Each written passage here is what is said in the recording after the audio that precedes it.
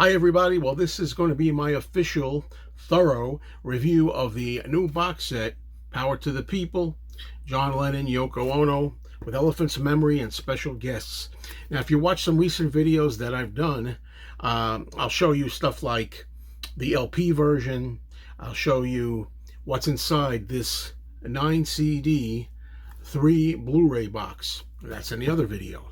But this is really to talk just about the music content here. Before I begin, I know that a lot of people watching this are going to want to know. Some of you already know. And a lot of people in the comments tend to comment on this topic. And there's no denying it. The elephant in the room. I'm going to get it out of the way to begin with. That's the missing song. And that's, of course, Woman is the N of the World. A lot of people say, you can't complain about the song not being there if you're not willing to say the word yourself because you know it's wrong. Well, it's not that. It's not that I know it's wrong. It's just that this is where we are today. And I think that's exactly what the Lennon estate were faced with. They had a dilemma that I wouldn't really wish on anybody because this was a tough decision. And I know for a fact that they tried for about 3 years to figure a way that they can get this project done with the Woman song intact, but ultimately decided this was the best way to put something out rather than nothing at all. And therefore they decided to delete that song, which is controversial. And it was controversial in 1972 when it first came out, and it was a single, although it did get, I think, number 57 or thereabouts on one of the charts, the single did. And different people feel different ways about it. Before I get into the good stuff about this and talk about all the other songs and drop this thing about the song that's missing, once and for all, I felt, because I know everybody wants to know, I'm going to make it part of this video. My feeling on the Woman song being axed off here is I'm very disappointed. I think it's inexcusable, and I think it's indefensible. This is not a Sometime in New York City box set for the album. This is a album of the political adventures, things that John and Yoko were in at the time. I believe that they were very, very much of the right mind and right heart. Their heart was in the right place, although I thought they were kind of naive, as it turns out. But because this is all the political stuff that they did, really, it's a point in time, 1972, 71, around there. To not have that song on here, to me, that's the most important song on here. I think it's the best song on the album. But as I said, this is not a Sometime in New York City box set. This is more like a compilation box set that kind of encapsulates that period and the political mindset that John and Yoko were in at the time and the causes. It's a shame because the Woman song is indeed a very important cause. It's a feminist cause. It's just as important today as it was then. But because of a one word that was in there, that is not a nice word. Nobody likes the word. Nobody wants to say the word. But nevertheless, it's still part of it. And you're not really representing history properly. Some people argue that history is history. We know that it was said. We know what the song was. By not having it on here, it's not changing history, some say. I disagree. I think it's kind of hiding it. I think there are a lot of new people that are extra sensitive that younger people will maybe not even ever know that there was such a song. Yeah, I know it's still available. The song is still available. You could go on the John Lennon itself site, the John Lennon site, channel, and you can actually stream the song. You can play the song. And the song itself has been out in many forms and releases and compilations and things, as far as I know, most recently as of 10 years ago, 2015. But with 2020 onward, it seems things have changed. Again, I'm disappointed and I don't agree with its exclusion. I have to say that. I'm going to be honest. I don't agree with it. But I don't envy the dilemma that the Lennon camp was in. Let's put it that way. John Lennon, this was the core of who he was. He always was pushing the envelope, With the Beatles, he made the remark about Jesus in 1966, which was taken out of context. But John was always cutting edge like that, and he was always risque like that. I mean, he used the word Christ in the Ballad of John and Yoko. and he got a lot of flack for that. In his first proper solo album, John Lennon, Plastic Ono Band, the F word and the C word are in there, and he got a little grief for that. He did lithographs that were kind of sexually tinged in nature, and they were seized. Of course, we know about John and Yoko's nude album cover Two Virgins, that was blocked or tried to be blocked. And you had, of course, this song with the N-word in it, which, he's not putting down African Americans in the song at all. I know there were African Americans who have said that they understand what he was going for here. This great book that comes with this set, there's so many treasures in here. But I want to stick with the album cover here. They represent the album cover. Not only is the title on there, but you notice that gold sticker? There's a gold sticker that covers the bodies of Richard Nixon and Chairman Mao. Well, it's not really their bodies. It was a couple of nude bodies that were originally seen on the album. There is no private parts showing, just legs. You don't see any privates. But the sticker was put over it back in the day. Now, here's what I'm getting at. There's a letter that accompanies this, and I really give high kudos to the Lennons for putting this in the book, because in a way, I'm wondering why this letter is represented in here. It's almost like they want to say something, but they can't, so they're letting John say it. Let's let John and Yoko for a while speak about this. The letter here, it's on page 129 of the book, is a letter to Capital Industries from John and Yoko, although John is pretty much doing the speaking here. The letter says, apologies in advance if I make any errors here, okay? It says, Yoko and I were really upset when we received a few hundred Sometime in New York City records from Capitol, New York, with a gold sticker censoring the photograph of Mao and Nixon dancing. If our work has to be censored, why couldn't Capitol A, informed the artist, B, stick it on the outside cellophane? That way, at least the beautiful photograph could have been revealed in the privacy of one's own home, thus offending no one, instead of ruining the whole album cover, which is obviously the censor's intention. You can't even steam the damn thing off. If Capitol was afraid of Nixon, they look a little bit silly now. John, in the quote, goes on to say in the letter, quote, I'm really sick and tired of fighting EMI/Capitol, who over the years have effed up some of our most radical and effective covers, including the now rare and expensive Beatles Meat and Babies picture. Not to mention Two Virgins, John says, another classic. He says, I knew in the bank-like corporative mind, Sometime in New York City is not Imagine.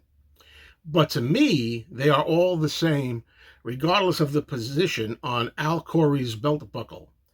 John ends by saying, quote, this letter isn't personal, it's just furious, etc., signed John and Yoko. Okay, even in the book, you get down to the crux of the matter, and it was included. Much kudos, as I say, but it doesn't end there. Throughout this set, I found a couple of references to editing and free speech and things like that. For example, during the concert, one of the concerts, when Yoko is about to sing her song, Open Your Box, she says, this song has just been banned, to which John says, all songs of ours have been banned, except for Imagine. That's a paraphrase. So he's complaining that the songs are banned right in the concert. Okay? Finally, and this is the most telling of all, I can't believe this. I just found out at the end here. There are 3 Blu-rays that are included here. On Blu-ray number 2, there's the main menu. When you access the main menu, there is audio over it. In this case, what you have is what sounds like an advertisement for Sometime in New York City, the LP, with a few song segments included. And someone talks about how controversial this album is and how it's getting negative reactions. And they have quotes from a few people like the album. And they have quotes from people who are criticizing it and saying how terrible this album is. And here's the thing that gets me. Then someone says, quote, this is on the menu screen, quote, "What's hurting this album is censorship. These people are deciding what you can or cannot hear. Do something about it." And that's on the menu. That's on the access menu to the tracks from disc 2 of the Blu-ray. Now, my question is, I wonder why they would even include this. It says a lot to me. I mean, to me, it's like their hands are tied and they're trying to get it across. But it's all right there for you, folks. Okay, now let's leave all that aside and talk about the rest of this, okay? Which is well worth having for very, very big Lennon fans. I definitely think that for the diehard Lennon fan, you cannot be without this, regardless of the song missing. Let's first talk about what we have here. We have, as I said earlier, I think 9 CDs, 3 Blu-rays, okay? The first CD that we have is a hybrid concert. What that means is John and Yoko did 2 concerts in Madison Square Garden, the one-to-one concerts. They did an afternoon performance. They did an evening performance. This collection includes the afternoon performance in its entirety except for the aforementioned song, which sometimes you can't help. The woman's song is not here. And also, Yoko's song, Sisters Oh Sisters, is not there. We'll get to that in a minute. So you got an afternoon concert and an evening concert with those 2 songs omitted. And then CD1 is a hybrid. So the hybrid disc is what you get if you wind up going out and deciding you just want to buy the one disc. Some of you out there just want to buy one CD, you'll get that. You'll get the hybrid, which is a combination of some songs from the afternoon and some songs from the evening. I would say they're considered the best of, if you will.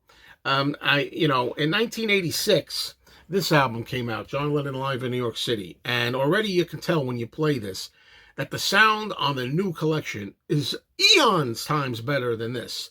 This was really very basic, tinny. It didn't sound very, very strong at all, very weak. And they were faced with a lot to try to get the sound to be more full and more I don't know, kind of in your face type of thing. It sounds more alive in this new release, but on this it wasn't very good. However, this song, again, I'm going to be referring to it now and then. I can't help it.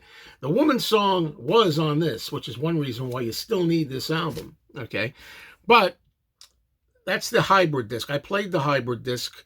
I didn't really need to because I was just curious which songs versions they were going to use.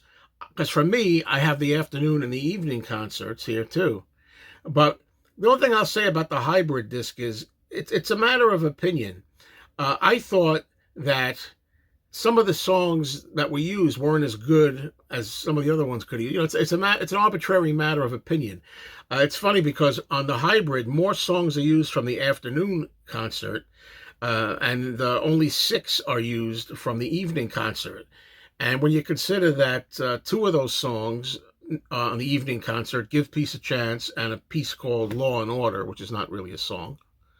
But anyway, those 2 things were only on the evening. So that means that only 4 songs really were used from the evening performance. The rest of them were all the afternoon performance. And I don't necessarily agree with that because I thought I would have switched a few.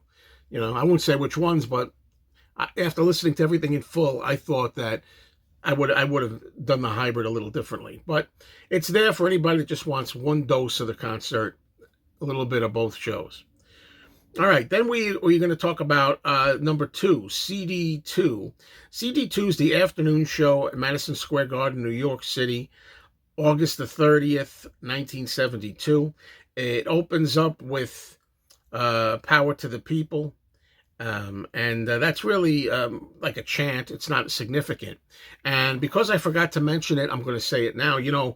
There's a YouTuber, Wings of Pegasus, that made some kind of a video. He likes to make videos about pitch correction on certain albums and songs and things. And he did a video complaining how John Lennon's voice was pitch corrected. And he had a little graph to show you little movements and this and that on this particular release. He used the song Come Together to make his point. I said this before. I can't notice any pitch correction if it does indeed exist. I mean, if nobody told me that, I just played this, I would love this, and I'd be saying this sounds great to me. This is so better than what we had in '86. I said, who cares, even if it is pitch corrected? I got to tell you, live albums and concerts and things forever, for decades, have been tweaked and corrected and fixed. Wings Over America, McCartney, that whole thing was, kind of tweaked and sweetened up.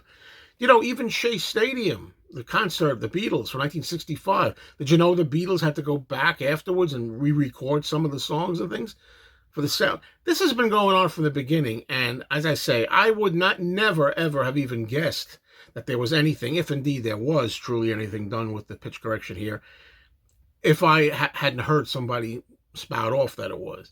So this sounds terrific. And if you decide to stick with this, other than the fact that the woman's song is here, I'll give you that. But if you decide to stick with that over the new one, I feel sorry for you. You don't know what you're missing. Okay, the instruments, everything are so much better here on the whole show. It's just fantastic. I mean, concerts are remixed by Paul Hicks and Sam Gannon, and Sean Lennon was the producer. I talked a little bit about the chant of Power to the People that starts it off with up to CD2 afternoon concert. We got New York City. It's a good version. I heard more energy, better than the '86 version on that.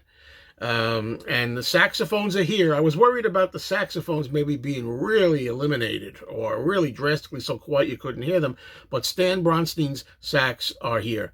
Then you have It's So Hard, a strong version. I love it. Those saxophones, terrific. Then you have a song called Move On Fast. That's a song that Yoko wrote especially to fool us, or something John says in the quote. It's from Approximately Infinite Universe. It was on that album later on. It rocks, A lot of people don't like Yoko. I like Yoko when she's singing, okay? And it rocks, and I think it fits in perfectly in the sequencing here, and a nice sax solo. Again, I mention saxophone every chance I get. But I really think it fits in the sequencing of the concert, where it is. Then we have Well, Well, Well. John is having fun and sounds great, but he messes up the words, liberation and revolution, which he does from time to time. That's been a trademark of John since the Beatles days, that he would kind of mess up lyrics. He does it quite often. But it's overall a pretty intense and enjoyable performance. Then we have Born in a Prison, Yoko's song, with John joining on the harmonies. And I always like this song. It works well in concert, too. Saxophone accompaniment or whatever it is sounds good. Instant Karma, very improved from what we're used to from the other album. And I think particularly the drum sound is improved. Lennon says, well, get it right next time. And he says, glad you like the rehearsal. As a matter of fact, at the beginning of the show, he says, welcome to the rehearsal. He kind of refers to it as the rehearsal. Then you have Mother with John's voice cracking a tad at the start. This may be a hot take, what I'm going to say, but while I appreciate this live version of Mother, and I'm glad it's here, it never could compete for me with the Plastic Ono Band album version. That's just how I've always felt about that one. Okay, then we have Yoko's, as I call it, maybe a tour de force. I love this song. It's called We're All Water. It's from the Sometime in New York City album. It's okay here. It doesn't overstay its welcome, or I should say its unwelcomeness from some of you out there who don't like Yoko. All right, then we have Come Together, the Beatle moments. I've always loved that John acquiesced to including this on the Beatles, as a Beatles tribute on the show. And he says here again, of course, you might remember this better than I do, actually. And he screws up some words, but that's part of its charm. And he screws up words on the evening one later, too, a little bit. Then we have Imagine. And I like in this version of Imagine and other versions of Imagine, where he changes the words Imagine No Possession, I wonder if you can, to Imagine No Possessions, I wonder if we can. I like that because too many people out there get all bent out of shape because of that lyric. They don't understand it, and they think John should give up all his worldly goods in order to sing it. So here he says we, including himself, meaning, it's not so easy. I wonder if we can. It's hard to give up our possessions, but imagine a world without them. All right, Open Your Box. Now, in this particular version here of Open Your Box, a Yoko song, kind of rough song to me. She says, "This is banned in America, but I don't see anything wrong with it, actually. It's got some sexual innuendo, for one thing. I think Yoko songs are an acquired taste for some, naturally. But like I say, here they're not over long, and they do work within the concert. This is a good time to talk about a song that was omitted from the concert. Sisters, Oh Sisters, another Yoko song, another song that's missing here. And I know from being in contact with people that the reason Sisters, Oh Sisters was removed was mainly because of the length of the time on the CD, and also maybe John had one song, so you couldn't have Yoko have more than John, so we had to take one Yoko song off. But also, something that I had wondered when people ask me in my live streams, why do you think Sisters Oh Sisters was removed? I said, it's not because of the song's topic or anything. It's not anything it's about. It's an innocent song. I thought that I remembered in 1985 or 6 watching the video of New York City, and Yoko didn't sound ready in the song, or she came in late or something. And I think it's a combination of reasons why this song was left off, because of Yoko's performance of being late or something, as I recall. Also because of the time constrictions, and maybe because of taking one Lennon song off. But in the case of Sisters Oh Sisters, it's not the song at all, because the song is represented plenty of other places here on this box set, so we get to hear it other places. Okay, then we go to Cold Turkey, and at the beginning there's a mistake the band makes at the start of the song, and I like when John says, we haven't been 2 weeks in hell doing that for nothing, he says, so I guess it was tough rehearsing it and stuff. This is a very awkward rendition of Cold Turkey, I think. All right, then you have Don't Worry Kyoko. I love the way Cold Turkey ends and then sort of leads into Don't Worry Kyoko here at the concert. I always enjoyed the instrumental backing here. And this particular version, unlike some others of Don't Worry Kyoko, is not too long, okay? Then we have Hound Dog. Now, I never loved John's version of Hound Dog, but I found out that this performance I like better than the evening show because, for one thing, it's more intense. I think John's more into it. It sounds like it to me anyway. And again, I told you that I like Yoko singing. I like her songs, but I don't like her making noises in songs at times when it doesn't work. So I just find it better on this version, Hound Dog, the Elvis classic. All right, now overall, as I say, much more alive, the show, this mix. It is a restoration from the grave. It's from the dead, bringing it alive. It's very, very good. You have to have the new one. Now, I'm not going to go through all the songs when I talk about the next disc, which is disc 3. All right, the evening show, August 30th, 72. I definitely think that overall, my opinion is that the afternoon show I prefer to the evening show. There's assets and liabilities to both shows. Sometimes I know that's sometimes why they do two versions when they're going to air a TV show or something, say. But I definitely think, which is unusual, I think, to prefer the afternoon show. A lot of people think the evening show was better.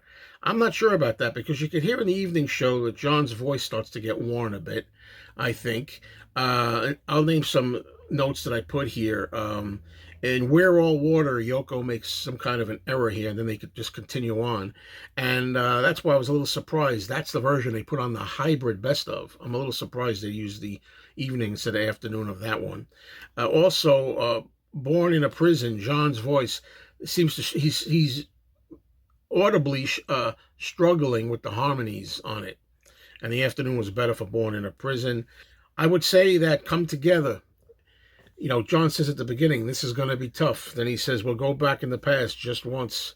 This is the version that they often call, he got hairy arsehole the version. Funny again how you could say that, right? But okay. Uh, I don't care for the vocalist who's singing along with John here. Come together at the come together part. He seems a little out of sync. I like at the end how John says this time, I nearly got all the words right too, he says.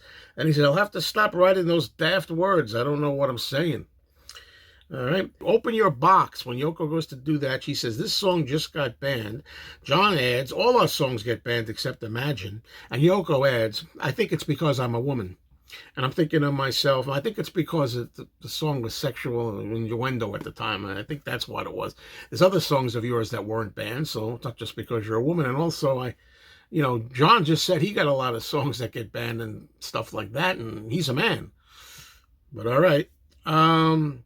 Cold Turkey may be the superior version here on the evening show. As I say, during Hound Dog, Yoko makes a lot of caterwauling noises and everything, and doesn't fit the song. And at least you get to hear John on this version sing out, Elvis, I love you, even though Elvis was trying to get John thrown out of the country, probably, with Nixon and everything. Okay, then we have two new things in the evening show that are not on the afternoon show. One of them is called Law and Order, and what that is an irritating political speech, let's just say, that Yoko reads, and it's not a song, just reading something. And then we have Give Peace a Chance. Now, that's the encore. Now, Give Peace a Chance has a lot of special guests on there, a lot of special guests here at the show. But it's like 10 minutes long, and it goes on too long, and it's boring, I'll tell you the truth. I've never been a big fan of the song Give Peace a Chance. I always said, I think Give Peace a Chance is... it's a great slogan, but a mediocre song. And actually, my favorite version of Give Peace a Chance has always been probably Live Peace in Toronto, believe it or not. I think that's my favorite. All right, so now we'll go to CD4. CD4 is just called New York City. What is it? It's the Sometime in New York City album minus the woman song. 9 tracks instead of 10. And that song is very missed here.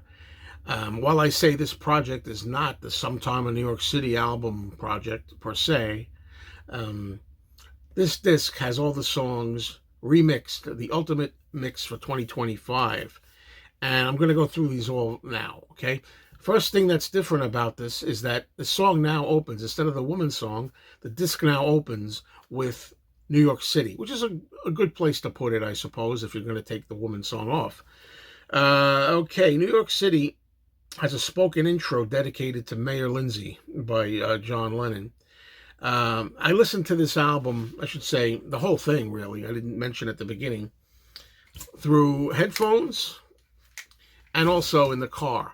I listened to this album over a weekend. Spent the whole weekend listening to it.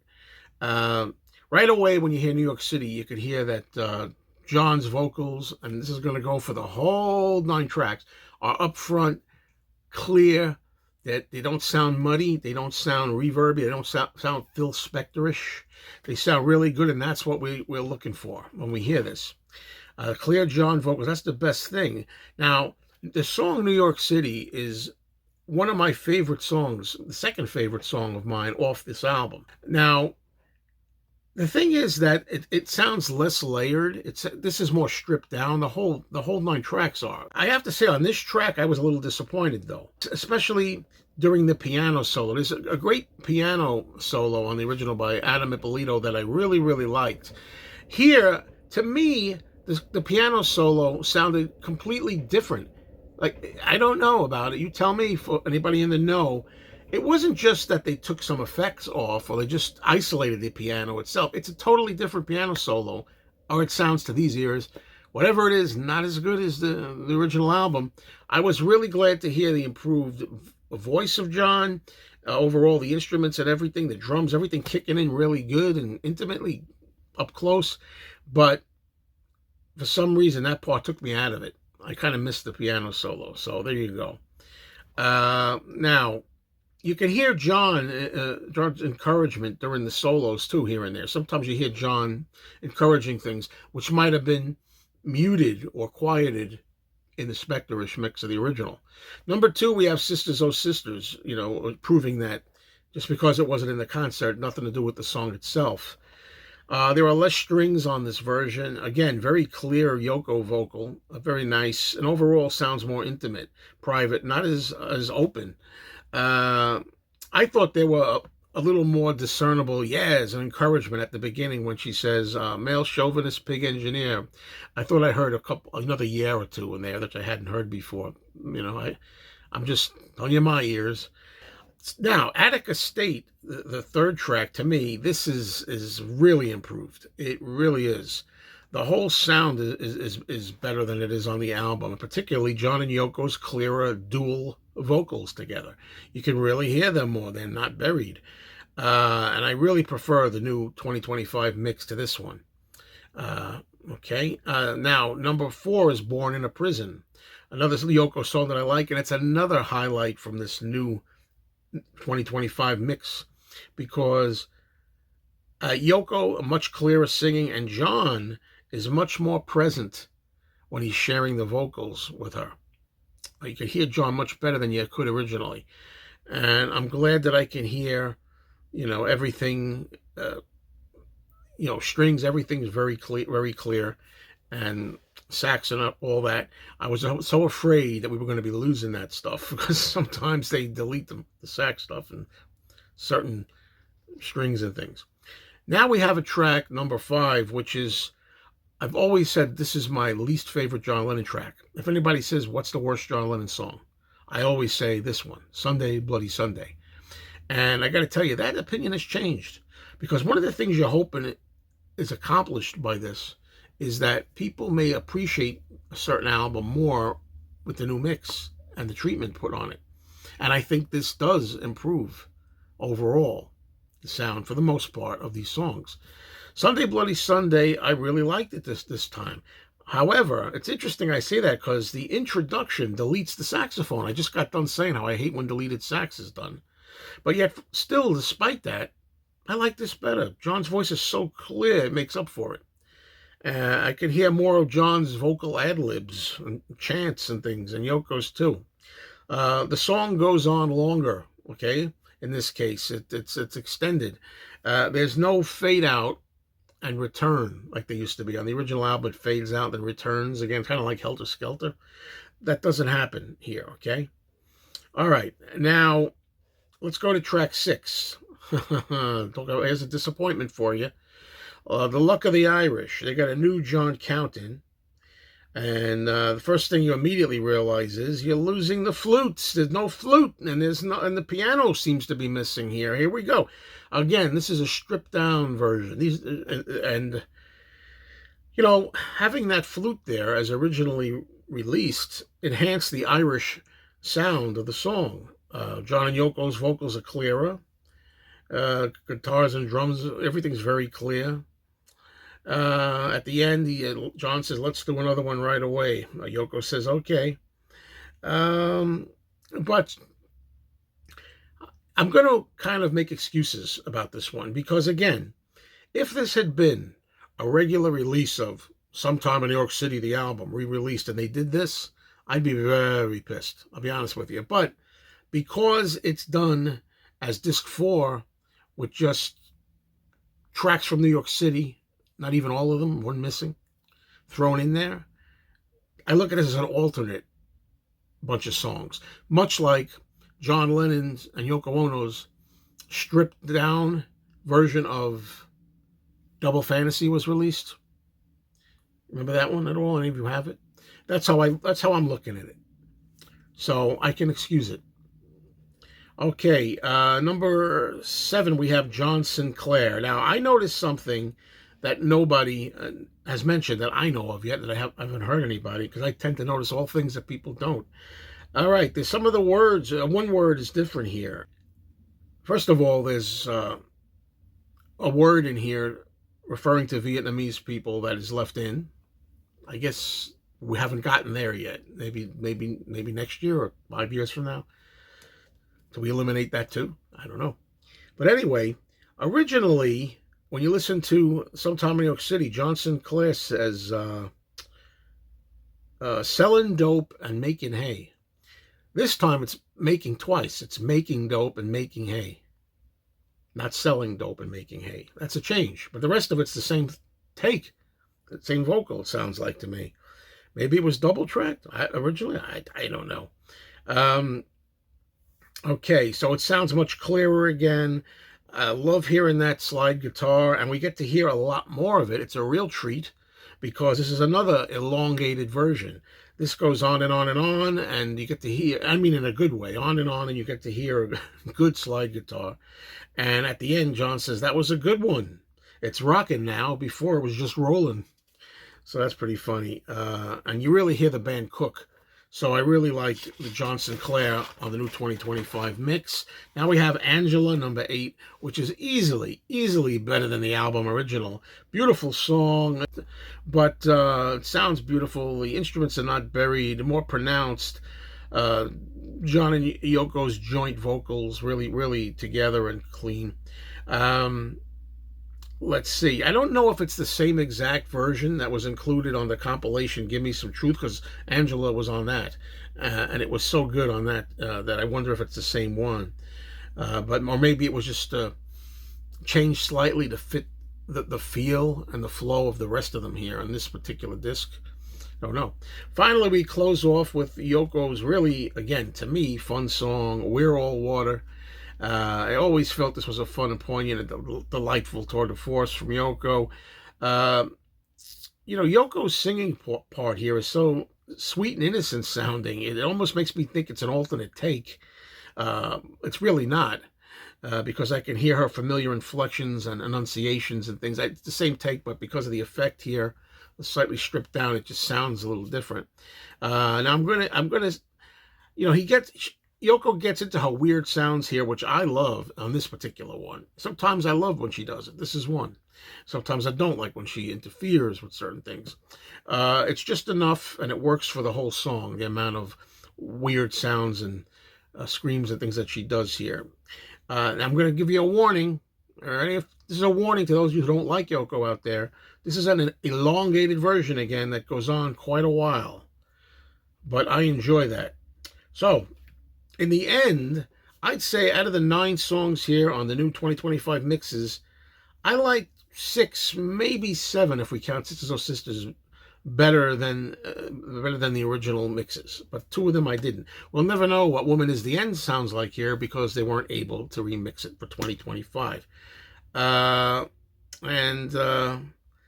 I probably would stick with the original album as my go-to, but these are really enjoyable to me as alternates, which are a disc which I will pop in from time to time. Okay, now we move on to CD 5, New York City, the Evolution documentary, which these are always interesting because here you have the songs, in this case, the songs that I just mentioned here, the 9 of them, and you get some interesting studio chatter, and you get how songs grew and came to be. So here, for example, first you have New York City, the song. It's a primitive demo first of John on guitar finding the words to the song. Okay, and then you got, in March 72, you got the rehearsal excerpts, takes 3 and 9. This gets complicated if you really care about take numbers. Then you have a take in New York City. Sounds like the finished version to me, but just segments of it, not the whole thing.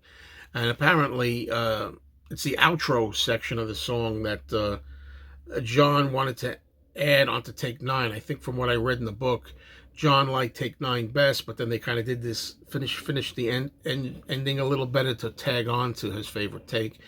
But anyway, it's interesting, and all of this is fun to listen to. Sisters Oh Sisters, this is first a rehearsal recorded in David Peel's room of the Campus Inn in Ann Arbor, Michigan from 71, right before the John Sinclair rally. That's first what you get.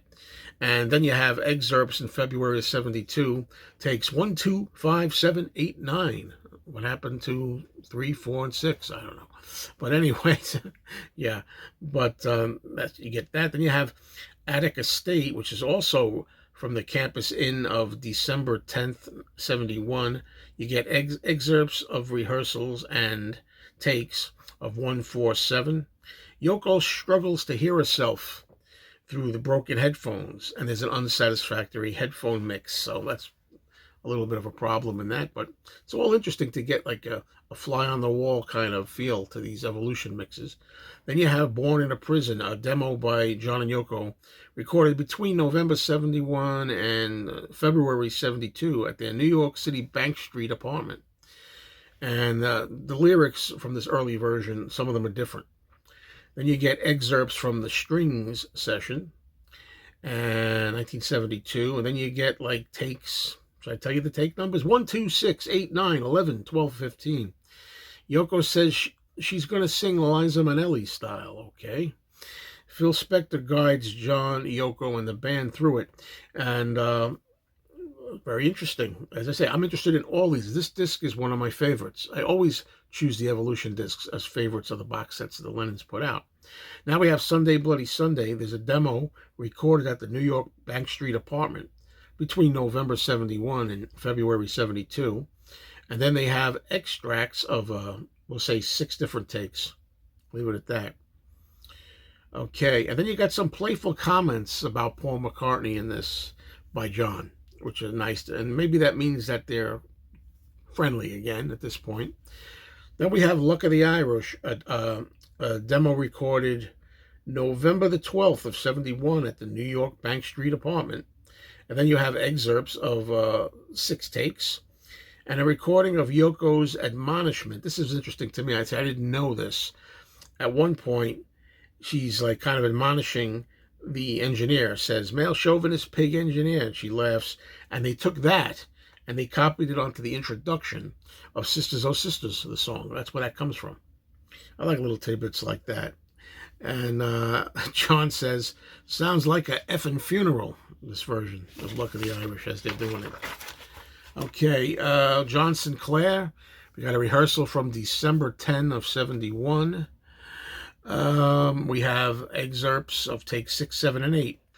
All right, now we have Angela, demo recording, which was called JJ, back at the time, from October 27 of 71. Then we have excerpts of 12 takes. And then we have Phil Spector's meticulous approach to music production on full display here, as it says in the book, because he's, chiming in at things. And John refers to the song at one point as Surfin' Beach Boys. This is Angela we're talking about. And then last but not least, we have, some people would say least, We're All Water, Yoko's song. Now, this is the only disappointing track to me. Out of the 9 on this disc 5, the only track that's disappointing is We're All Water, because it's basically just Yoko screaming, yelling, and no other vocals.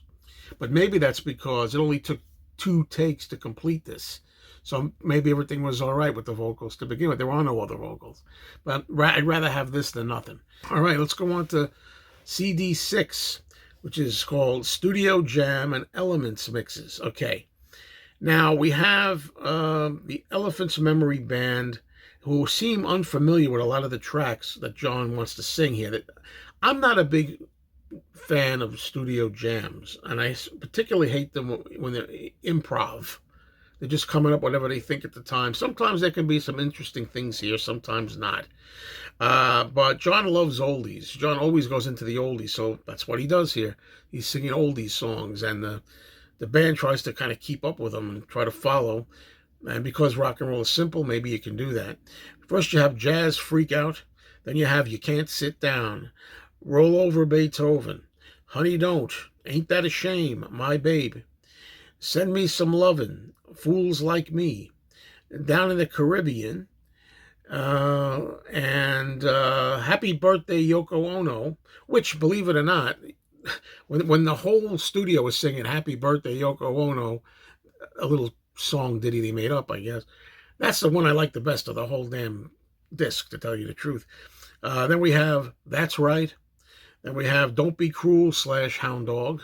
Then we have Yoko's Rhythm. Then we do some Jerry Lee Lewis with Whole Lotta Shakin' / It'll Be Me, Yakety Yak, and Roadrunner.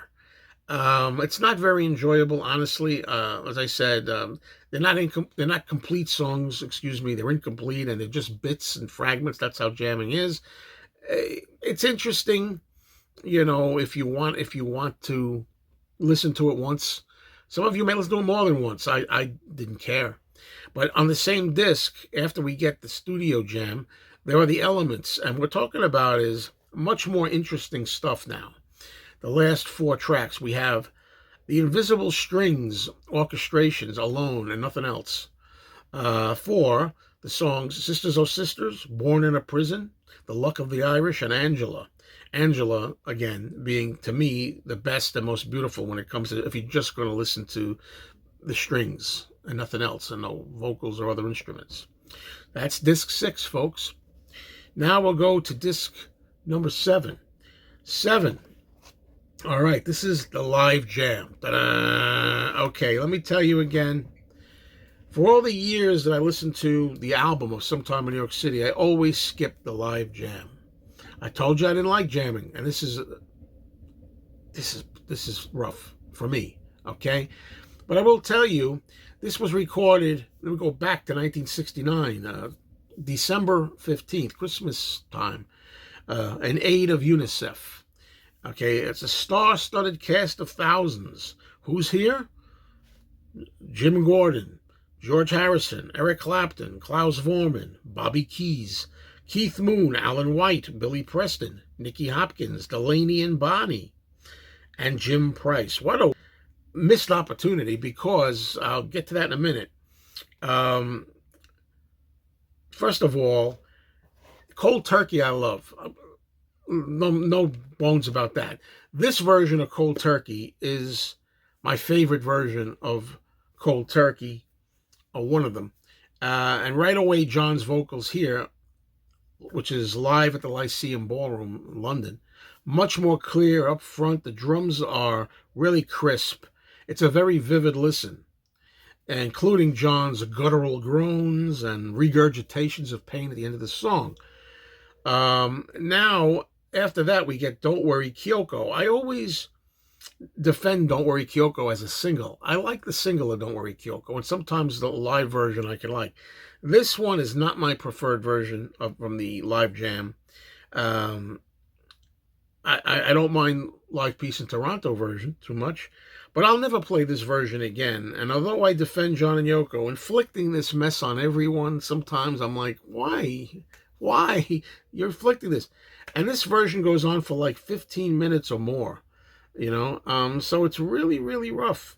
And, it's not something I like to listen to. That's why I said it's kind of a waste of all these great musicians that I named that are on this particular version, okay? From there, on the same disc, we go to Frank Zappa. More trouble for me, because I can't stand Frank Zappa, all right?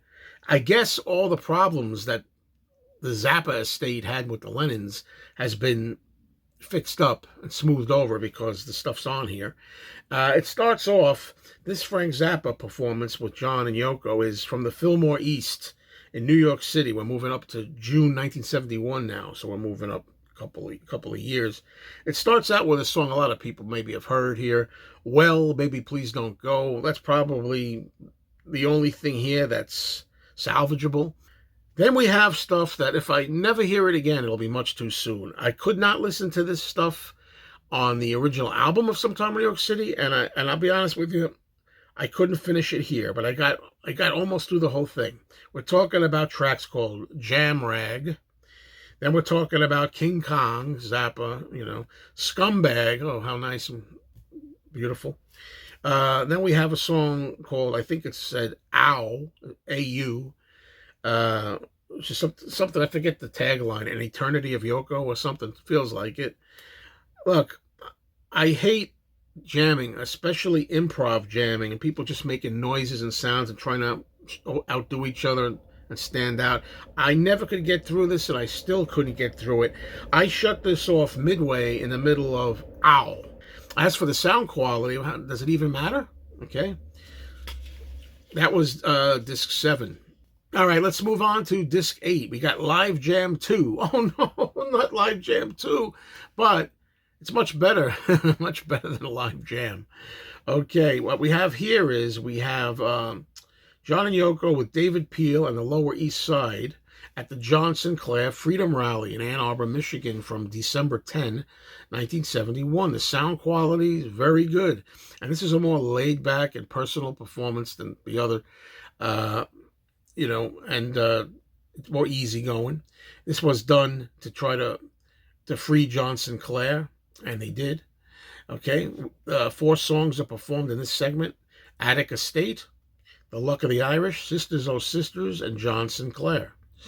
Okay, now get used to those titles because we're going to hear them a lot on Disc 8. Okay, from there we go on to another 3 tracks. These 3 tracks are from the Apollo Theater in Harlem, New York City, from December 1771. This is a benefit for the families of the victims of the riot at Attic Estate Correction Facility.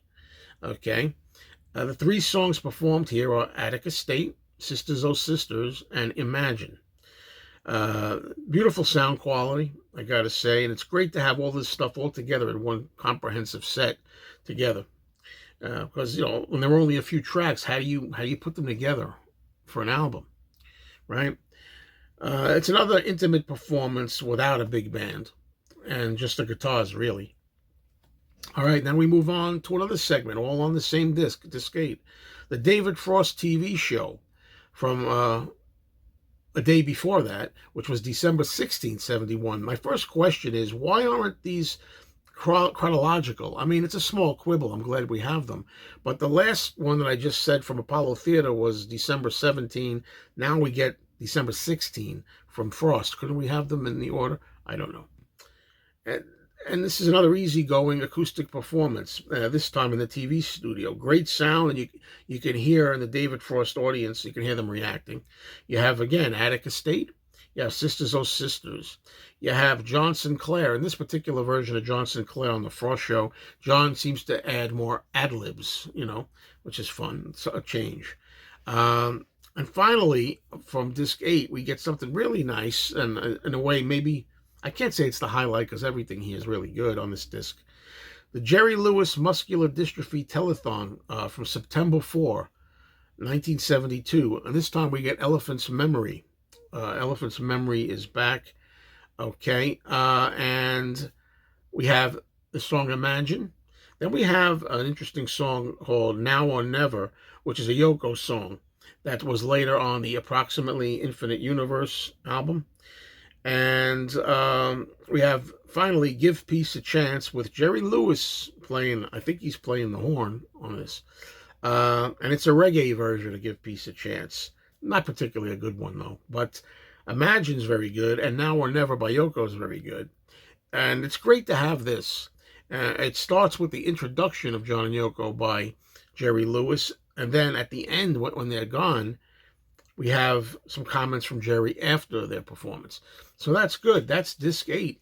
Okay, Disc 9 is called Home Jam. And the Home Jam, it consists of 4 cassette tapes, very crude cassette tapes that are featured in the book. You can see the actual tapes.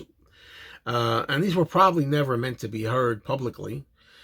John was just recording these just for his own amusement and his own personal fun.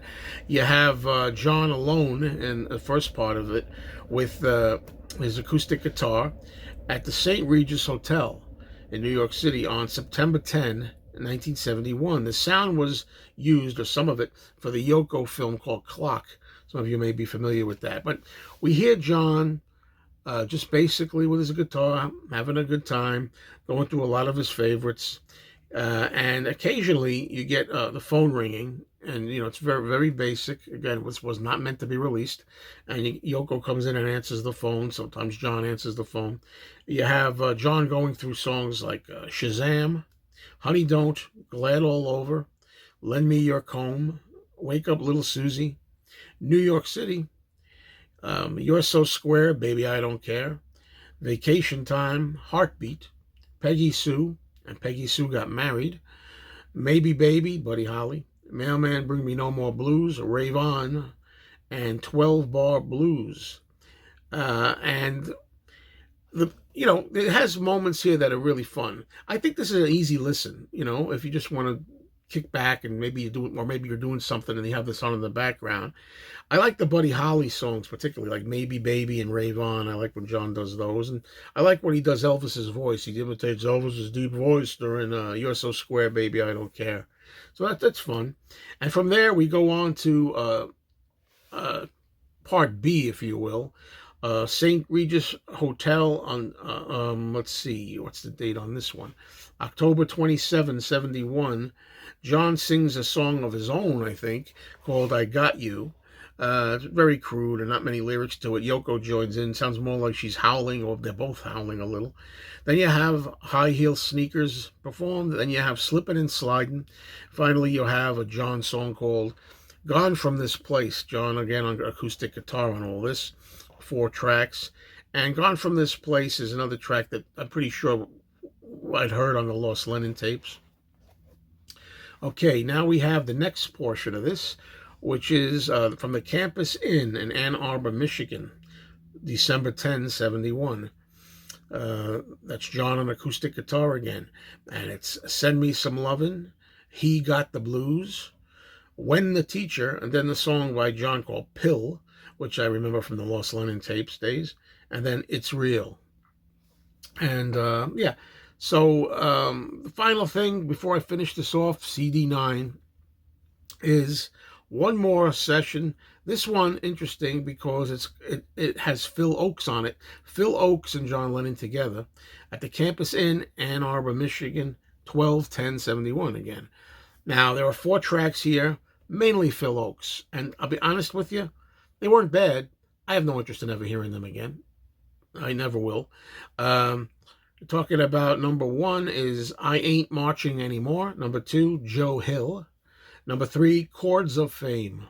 And number 4, Ringing of Revolution. Now, there's 3 Blu-ray discs here. For those of you who really are into 5.1 Dolby Atmos high-res mixes, I mean, I'm not. These 3 discs of Blu-ray have everything I just mentioned on 3 discs. So we get, this is not different stuff. This is all the audio stuff that I just mentioned. There are no Blu-rays, videos in here. But there are important things I want to talk about here that I didn't realize till I saw them. When you put on these Blu-rays, there's 3 of them, the menu screen pops up. And on the menu screen, you get some interesting content. Disc 1, for example, you put the Blu-ray on, the menu screen comes up, which is the picture of John and Yoko morphing into each other.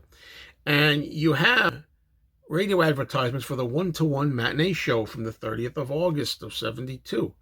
Now, I was hoping that some of these would be on here because, quite frankly, I have a bootleg that has all of these.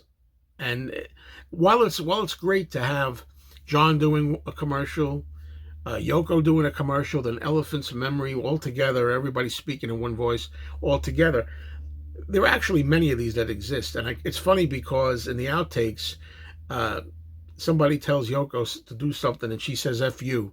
And then John says, let's do that over again because you got fuck you on that. So you're not getting all of them is what I'm trying to tell you here. If you want them, get the boot. But I'm glad that the Lennon team decided to put some on there. Now, disc 2, as I told you before at the top of the hour, I'll repeat it. It's very telling because when you have the screen on, you have what sounds like an ad for the Sometime in New York City album. And there's a few song segments, and then there's voiceover about how controversial this album is now. And it has some reactions from people, from quotations, a couple of people who like the album, more than a couple who don't like the album. And at the end, the person says, what's hurting this album is censorship. These people are deciding what you can or cannot hear. Do something about it. And I find that amazing that the Lennon's estate left that on there. And by them leaving that on there, I have a feeling they want to tell you something without being muzzled by army brass. Disc 3, we have a phone call. It's very humorous between John and Alan Klein, some of which you might have heard if you watch the 1-to-1 movie, the film. It's a very energetic discussion where John's really hyper, trying to talk about the John Sinclair rally, what songs he wants to do. And then Alan Klein's trying to, it sounds like dissuade him or convince him of this or that. And John's too excited to really listen. And then they get to talking about prisoners in general. That's it. That's my review, my haphazard, all over the place kind of review. I think at the end of the day, my feeling is if you are a John Lennon fanatic, or even a little bit of John Lennon fan, you owe it to yourself to get this. If you're out there on the fence and you're thinking to yourself, look, I'm going to stick with this, baloney. This is much better all around than this. The only reason you want this is to have the woman is the end song intact. I'm sure some young people will, as Lennon would say, dig it too, but it's mainly for us hardcore collectors. I think we'll get most out of it, and as such, it couldn't have hurt to stick that song in the middle. Nobody'd even know about it. Now everybody knows about it. Cheers.